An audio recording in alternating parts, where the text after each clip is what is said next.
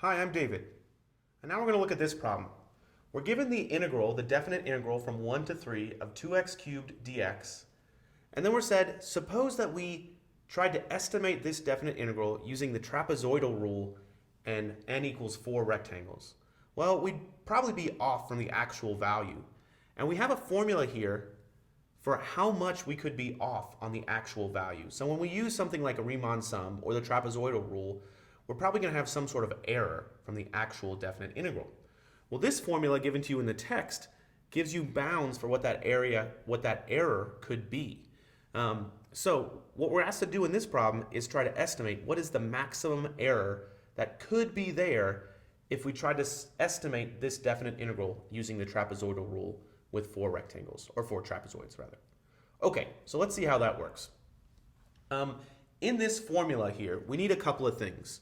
We need b, we need a, and we need n. Let's see, we're given n equals 4.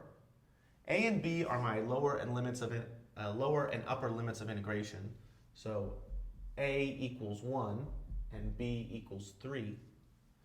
The last thing we need is this thing right here.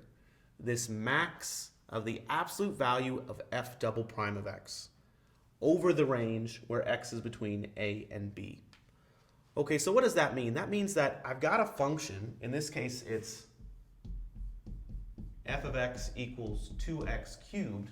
And I want to know, what does its second derivative look like? And what's the largest value the second derivative could take on between a and b? All right, so to find the second derivative, we first have to find the first derivative. The derivative of 2x cubed is 6x squared.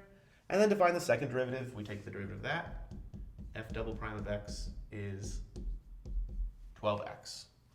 12x is a nice function because it's a line. It's easy for me to tell what's the largest and smallest value of 12x over the interval from a to b. So let me draw that picture real fast. Let's see, a is equal to 1. B is equal to 3.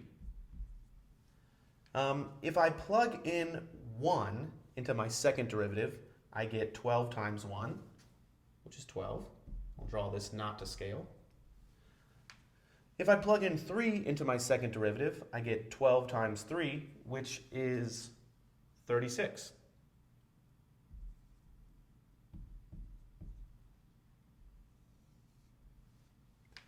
And that's what my second derivative looks like. Here's f double prime of x. Okay, on the range from 1 to 3, where is this value the largest? Well, it's the largest definitely right here. And what is that maximum value of f double prime of x? That maximum value of f double prime of x is 36. That's what this notation means.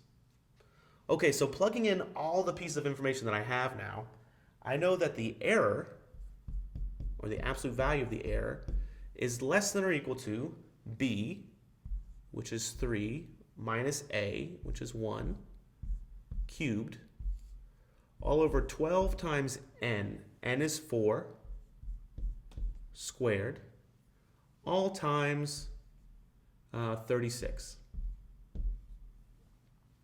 Okay, so I can simplify this and solve it. So this ends up being, let's see, 2 cubed is 8.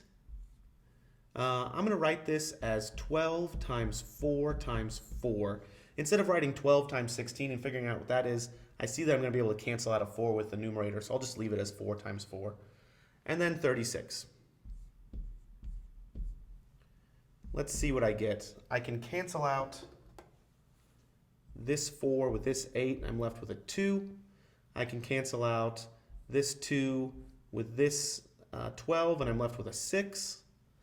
I can cancel out this 6 with this 36, and I'm left with a 6.